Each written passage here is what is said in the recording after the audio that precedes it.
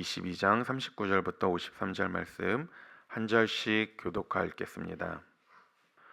예수께서 나가사 습관을 따라 감난산에 가심에 제자들도 따라갔더니 그때 이르러 그들에게 이르시되 유혹에 빠지지 않게 기도하라 하시고 그들을 떠나 돌 던진 만큼 가서 무릎을 꿇고 기도하여 이르시되 아버지여 만일 아버지의 뜻이거든 이 잔을 내게서 옮기시옵소서. 그러나 내 원대로 마시옵고 아버지의 원대로 되기를 원하나이다 하시니 천사가 하늘로부터 예수께 나타나 힘을 더하더라.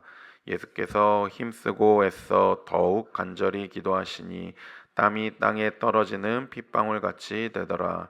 기도 후에 일어나 제자들에게 가서 슬픔으로 인하여 잠든 것을 보시고 이르시되 어찌하여 자느냐 시험에 들지 않게 일어나 기도하라 하시니라. 말씀하실 때 한 무리가 오는데 12 중에 하나인 유다라 하는 자가 그들을 앞장서 와서 예수께 입을 맞추려고 가까이 하는지라. 예수께서 이르시되 유다야 내가 입맞춤으로 인자를 받느냐 하시니 그의 주위 사람들이 그 된 일을 보고 여짜오되 주여 우리가 칼로 치리까 하고 그 중에 한 사람이 대제사장의 종을 쳐 그 오른쪽 귀를 떨어뜨린지라. 예수께서 일러 이르시되 이것까지 참으라 하시고 그 귀를 만져 낫게 하시더라. 예수께서 그 잡으러 온 대제사장들과 성전의 경비대장들과 장로들에게 이르시되 너희가 강도를 잡는 것 같이 검과 몽치를 가지고 나왔느냐. 함께 읽겠습니다. 내가 날마다 너희와 함께 성전에 있을 때 내게 손을 대지 아니하였도다. 그러나 이제는 너희 때요 어둠의 권세로다 하시더라. 아멘. 오늘 우리가 읽은 말씀을 보면 예수님께서 감람산에서 기도하시고 가론 유다에게 배신을 당해 체포당하는 장면까지 기록하고 있습니다. 유월절 식사 후 늦은 저녁이 되어 예수님과 제자들은 오늘 감람산에 가십니다. 누가복음에서는 예수님이 가신 곳을 감람산이라고 기록하고 있는데 마가복음에서는 이곳을 기름 짜는 동산인 겟세마네로 기록하고 있습니다. 영어로 보면 올리브 마운틴이죠. 이 산은 특별한 의미와 상징이 있습니다. 스가랴에서 보면 감람산은 예언적이고 그리고 종말론적인 상징을 가지고 있습니다. 스가랴 14장 4절의 말씀이죠. 그날에 그의 발이 예루살렘 앞 곧 동쪽 감람산에 서실 것이요 감람산은 그 한가운데서 동서로 갈라져 매우 큰 골짜기가 되어서 산 절반은 북으로 절반은 남으로 옮기고. 스가랴 14장은 종말의 날 여호와의 날을 기록하고 있습니다.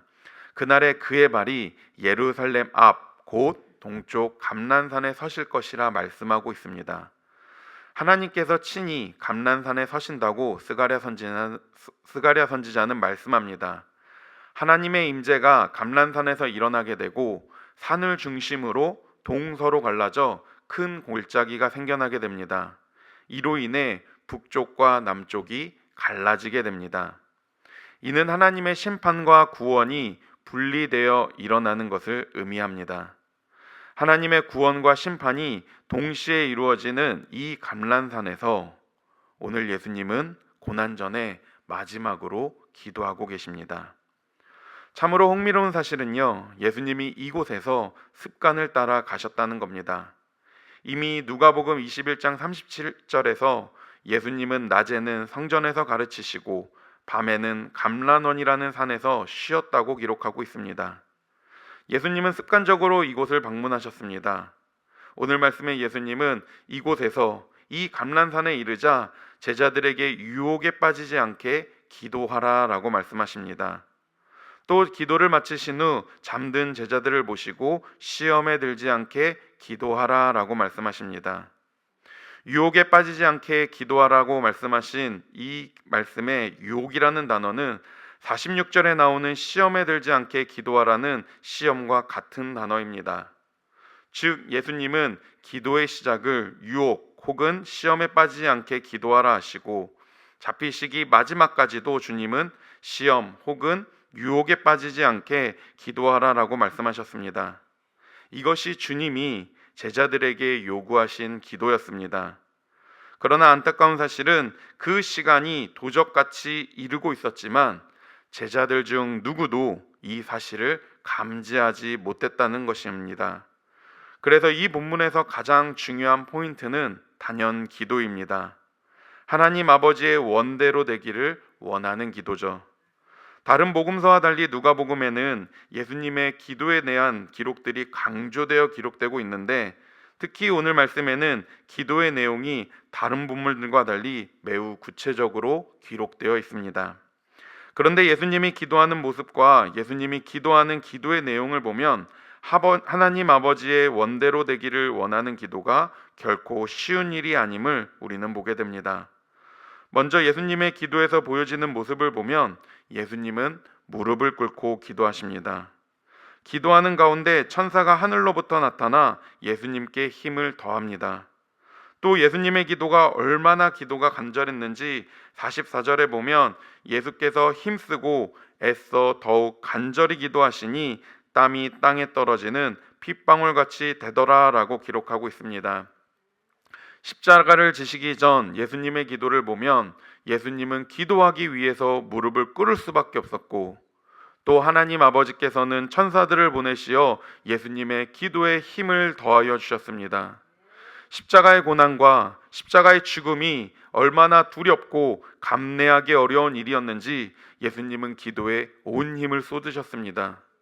예수님의 기도는요, 땅이 떨어지는 핏방울처럼 묘사할 만큼 간절한 기도였습니다. 또 기도의 내용을 보면 하나님의 뜻에 순종하는 기도였습니다. 그런데 그 과정을 보면 그 기도의 내용도 결코 순탄하지 않습니다. 13절 말씀을 보면 이르시되 아버지여 만일 아버지의 뜻이거든 이 잔을 내게서 옮기시옵소서. 그러나 내 원대로 마시옵고 아버지의 원대로 되기를 원하나이다 하시니, 예수님은 이 잔을 내게서 옮겨지기를 기도하셨습니다. 여기에서의 잔은 예수님이 감당해야 할 고통스러운 운명, 곧 십자가의 고난과 죽음을 가리킵니다. 하나님 아버지의 아들로 예수님이 이 잔을 취하는 것 외에 다른 대안이 없다는 것을 우리 주님도 아시지만 이 잔을 내게서 옮겨달라고 기도하셨습니다. 인간적인 고통의 현실을 주님도 인정하셨습니다. 그러나 결국에는 주님의 기도는 내 원대로 마시옵고 아버지의 원대로 되기를 원하나이다 라고 기도합니다. 예수님은 하나님의 뜻에 순종합니다. 예수님은 마지막 잔도 아버지의 뜻에 따라 마시기를 바라며 온전한 순종으로 반응하고 계십니다. 내 뜻대로 아버지의 뜻을 바꾸는 것이 아니라 오히려 그 뜻을 이루어지기를 기도합니다. 예수님의 기도는 아버지의 뜻을 거스르지 않고 그분의 뜻을 따르는 간절한 기도였습니다. 이런 상황 속에서 제자들의 모습은 어떻습니까? 예수님의 간절함과 절실함과 달리 그들은 잠들어 있었습니다. 광명교회 성도님들, 우리는 예수님의 기도를 통해 깨닫습니다. 먼저 예수님의 기도의 모습을 기억해 보십시오. 오늘 말씀의 예수님은 습관을 따라 기도하셨습니다. 십자가를 지시기 전 예수님은 유혹에 빠지지 않게 기도하셨습니다. 시험에 들지 않게 깨어 기도하셨습니다. 간절함과 절실함으로 무릎을 꿇고 기도하셨습니다. 간절히 기도하심으로 땀이 핏방울같이 되도록 기도하셨습니다.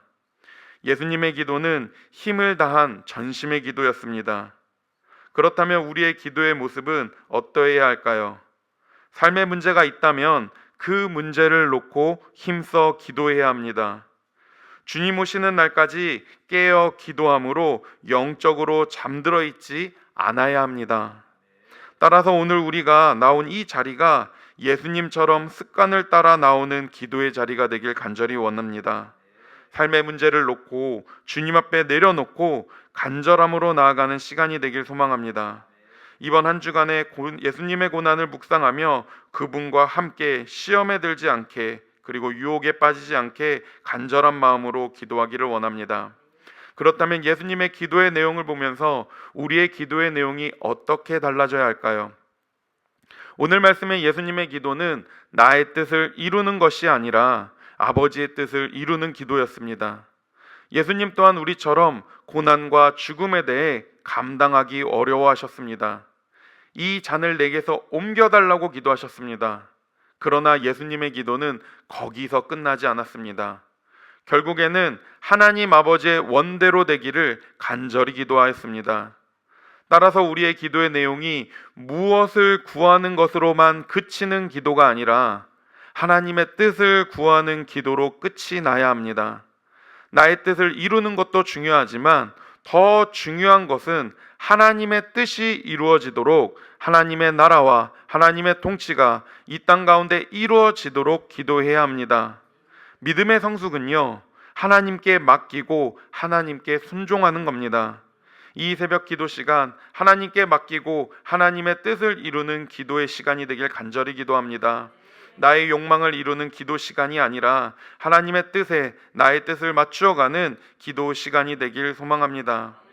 예수님의 기도가 끝이 나고 제자들에게 말씀하고 계실 때 궁병이 예수님을 잡으러 나왔습니다. 제자들 중 누구도 깨어있지 못한 시간에 예수님의 제자였던 유다만큼은 깨어 있었습니다. 다만 그 깨어있음이 예수님을 팔아넘기는 것이었다는 사실이 너무나 가슴 아픈 일입니다. 유다는 자신이 속한 공동체의 군인들을 이끌고 들어와 예수님을 팔아넘깁니다. 예수님을 따르는 자에서 예수님을 팔아넘기는 자로 삶이 완전히 뒤바뀌었습니다. 간절하고 절박한 기도 분위기가 군인들의 등장으로 매우 급박하고 위급한 상황으로 바뀌어 버렸습니다. 그러던 중 제자들 중 하나가 칼로 대제사장의 종의 귀를 쳐서 이 일로 인해 무력으로 충돌할 일촉즉발의 상황까지 되어버렸습니다. 그때 예수님의 반응이 무엇이었습니까? 이것까지 참으라 하시고 그 귀를 만져 낫게 하셨습니다. 예수님은 폭력에 폭력으로 대항하지 않으셨습니다. 참으라 하시고 오히려 종의 귀를 고쳐주셨습니다. 오히려 잠잠히 이 상황을 받아들이셨습니다. 사랑하는 광명교회 성도님들, 예수님의 간절한 기도 후에 시작된 것은 고난이었습니다. 기도는 주어진 상황과 환경을 바꾸지 않았지만 기도는 예수님을 그 상황과 환경에 순종하게 하였습니다. 예수님은 자신에게 닥쳐온 고난과 폭력에 오히려 인내와 참음으로 반응하셨습니다. 심지어 자신들을 잡아가려고 하는 자의 귀를 고쳐주기도 하셨습니다. 예수님은 자신의 능력으로 이 상황과 환경을 능히 이겨내실 수도 있었지만 오히려 이 상황과 환경을 담대하게 마주하셨습니다. 이처럼 예수님은 그들의 위협에 굴복하지 않으시고 하나님 아버지의 뜻에 순종하셨습니다. 그렇다면 고난주간을 맞이하는 우리의 삶의 모습은 어떠해야 합니까? 무엇을 우리가 기도해야 합니까? 우리에게 주어지는 수많은 고난의 문제 앞에서 우리가 해야 할 삶의 모습은 무엇보다 참고 기도해야 합니다. 폭력에 폭력으로 반응하는 것이 아니라 하나님의 뜻을 구하며 폭력보다 사랑의 손길로 나아가야 할 것입니다. 말씀을 정리합니다. 기도는 때로는 상황을 바꾸지 않습니다. 그러나 기도는 우리 자신을 바꿉니다. 깨어 기도하지 않는 제자들은 문제를 칼로 해결하려 했지만 깨어 기도하신 주님은 문제 앞에 십자가를 들고 나아가셨습니다. 고난 앞에 피하고 두려워하기보다 담대하게 주님은 나아가셨습니다. 바라기는 오늘 하루 우리 성도님들의 삶이 기도로 깨어 있으며 이번 한 주간은 주님의 고난에 동참함으로 믿음으로 나아가는 여정이 되기를 간절히 소망합니다.